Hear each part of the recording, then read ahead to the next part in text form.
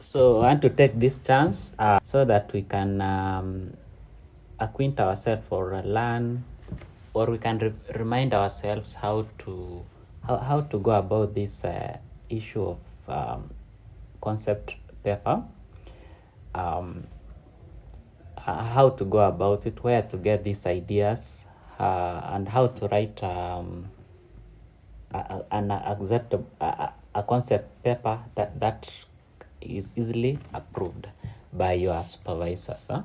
So I'll start by introducing myself. I'm Gilbert, and I'm also in school. I'm in School of Education and Lifelong Learning.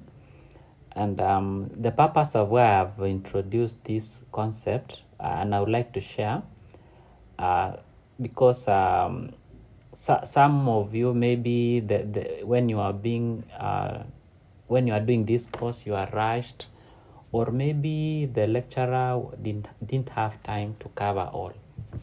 So I will not share much, but with the time we'll have, I will share what I have. Then as time goes by, maybe we'll explore more and more. So to start with, in this first slide, in the first slide, you can see there's like a figure, and I think the one that is which is misplaced is maybe it's the idea you have, and maybe it has crossed your mind, and you don't know how to go about it, how to fix that pattern so for it to fit well. And you don't know how to go about it so that you can package it well in a way so that another person or your supervisor can understand you, or you can speak the same language. So I've entitled it From Idea to Approval. So because we are coming from different backgrounds, some of us are from business, education, medicine, so maybe we have different ideas. So I do believe the principles I'm going to share will cut across and may help you to craft your concept paper, and so that you can proceed the proposal and thesis or project. And a concept paper is a very concise document that outlines your the idea you have, maybe the what's, the why, and how. And the what's is now the idea you have, the why is the problem you like to solve, and how is now the design or the plan or the method you are going to use to solve that problem. Mostly 2 to 3 pages, including of all preliminary pages.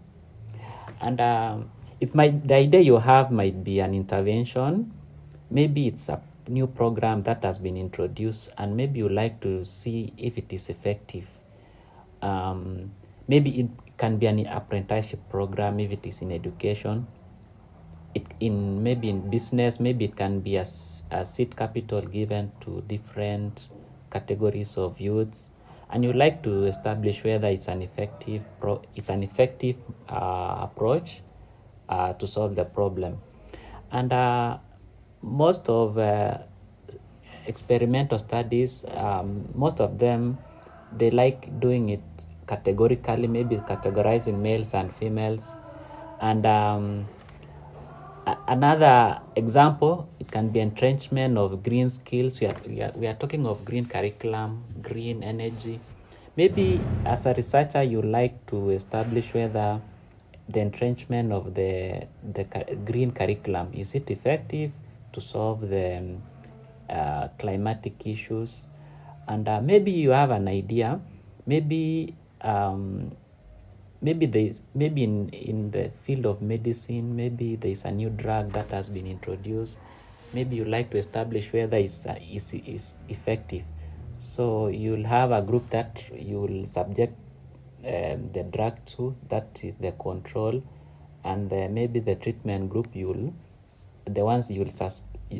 subject the drug to to establish whether it is effective, whether there is a significant difference in the use of the new drug. Then before writing it, it's good to establish if it is feasible, is it doable. I came across this article, this idea. Somebody was doing wanted to do a study on it had to do with militia groups. For instance, maybe in Kenya we have Al-Shabaab, in Nigeria there is Boko Haram. Maybe if you are in the field of maybe education and you don't have any contact or people you can access or you can reach to get the data. Yes, you can have a good concept paper, but how to collect the data might be a problem. So it's good to establish first before even writing or even exploring it. And from the title, where do I get the idea now? These are my own, I brainstormed it, and some worked for me. So maybe during serendipitous moment, during the time, maybe you are chilling with your friends, maybe you are driving, maybe you are traveling outside the country, or maybe you are in the village and having a great time with your family, maybe watching your latest movie or listening to your music, or you have just gone for a nature walk and something crossed your mind, and you quickly capture it, or you wrote it somewhere. That's we call it serendipitous moment. The moments, the times you are maybe relaxed, idea comes into your mind. So that's a way you can get an idea to explore. Maybe you have been watching on YouTube latest development in political scenes. Maybe for instance, we had revolt in Bangladesh. There are so many coups that they have happened in Africa. Maybe if you are in political field, you like to explore. So that's another example. Maybe in education, why are parents passive in participating in educational activities? Maybe you like to establish that. Another one is maybe you like to establish the status of education for educational development, a sustainable development, because there is a huge debate on climate change. Then there is this Munavu report that was the president commissioned it, and it has so many challenges that was captured there. You can also use that to come up with an idea to explore. Then another one is this article by Manpower Group. They are saying some of the hard skills to fill include sales and marketing, engineering, the technicians, drivers, and this maybe it can be a starting point for you.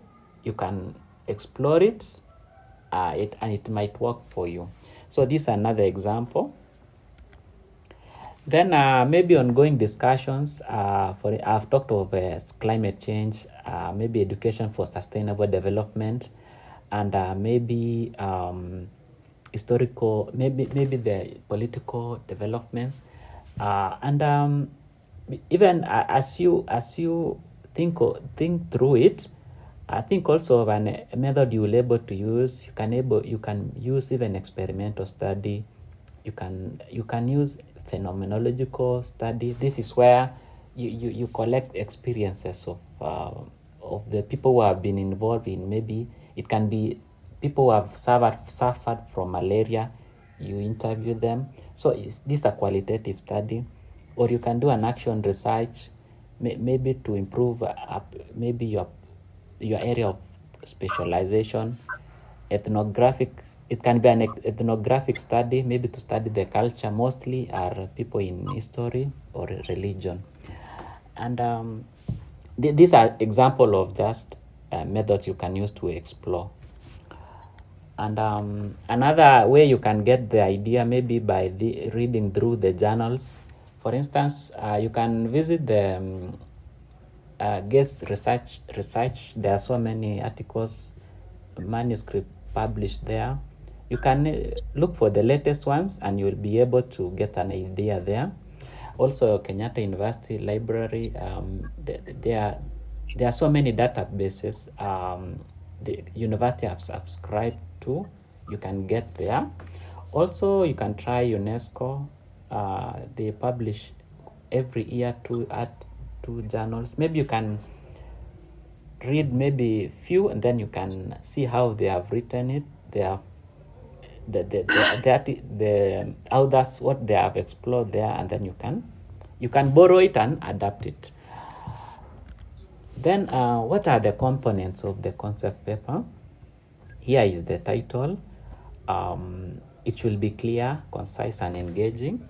An example can be sustainable urban farming, a solution to food security in metro cities. That's an example. Another one, ICT integration in teaching and learning in universities and TVET institutions. So it should be something short, clear, and concise. Then another component is the background of the study. Background to the study should be brief, introduction of the problem, the interaction between the independent and dependent variable, and it should provide a context. And if possible, use the statistics. Maybe you can say in the year 2024-2025, the funds allocated to implementation of competency-based education rose from this amount to this amount. Maybe you can say, however, maybe the number of or the enrollment rates are high, so the funds are not commensurate with the number of students in schools. That can be a gap you can fill. And you should also state the purpose of your concept or what you like to propose. This is the end. What is the end game of it? And if possible, no, it's not even. You use active voice. Use present continuous tense. Don't write in a reporting way, but make it engaging. And active voice means you use s at the end of every verb. Maybe the study states, or maybe if you are annual, maybe annual 2020, observe that. Don't use observed. So that is called active voice or present continuous tense. Statement of the problem, you start with the problem you like to fill, then you go now to write the rest. But you should mention also, if not done, what will happen or may happen. So you must state that to ground it well. And mostly it should be like 4 to 5 sentences. Don't write it long. Yes. Then objectives. This one for masters is 3. Most of the time 3 are enough. Sometimes I see 4, 5, but minimum is even 2, but 3 is okay. Then you should use a STEM. It should start with the to determine, to assess. They are called STEM words. Yeah. Then which method will you use? Is it a qualitative design or a quantitative? It can be. Are you able? Do you want to collect experiences of people, what they have experienced, or what they have gone through? That means you'll use a phenomenological method. If you like to study the culture of people or the communities, you'll use the ethnographic. Maybe you like to establish what maybe the revolution in Africa. Maybe what started. It started in Cuba, and and it spread. So maybe you like to establish the history of revolution. You'll now use historical method or design. If it's a qualitative, quantitative, you can use descriptive. This is where you describe maybe percentages, mean, standard deviation. You'll not do any inferential here. You just describe. Maybe if it's a survey, you can use cross-sectional design or longitudinal. Most of the time, those ones are used in impact studies, maybe in an evaluation study. Most of the times, surveys are used. If it is correlational design, maybe correlational study, maybe you'll like to establish the relationship between independent and dependent variable. You can use correlational designs, and also inside there you can also use regression analysis. And if it is experimental, you will need to use methods like t-test, chi-squares for your study to be to enhance the validity and reliability of the study and the findings. Lastly, you must do what we call referencing. And I don't know, maybe it's only in our department, we are told 5 years and below. Maybe in other fields like medicine, history, English department, I don't know, or agriculture. Maybe you'll consult with your department the time frame they allow you. So it's up to you now to confirm that. And these are the 5 things. When you are writing it, you should follow them. They are the 5 commandments. Yes. Yeah. 1, thou shalt not use jargons. Don't use the jargons. That's the first commandment. The second one, focus on the group, a study gap you intend to fill. If you have 3 gaps, narrow to 1 and focus on that and maximize on it and give your best. And use data to support your claim, so that maybe your supervisor cannot take this as maybe a gossip. So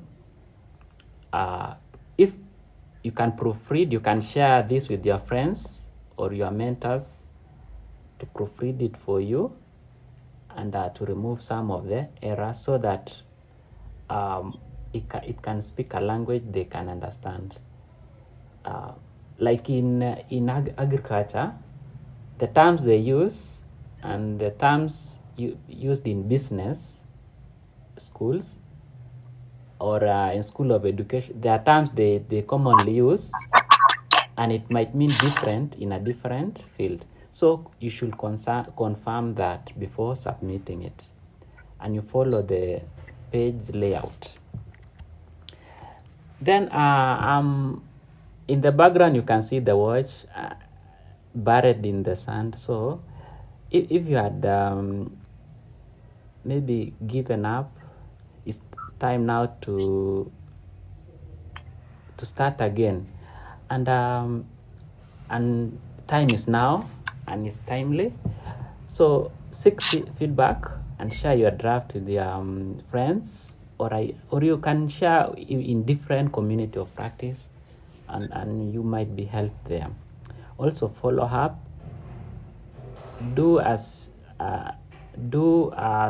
many consultation as you can, and also always revise and refine your work to improve how you communicate it. So and this is by visiting and revisiting the idea you have.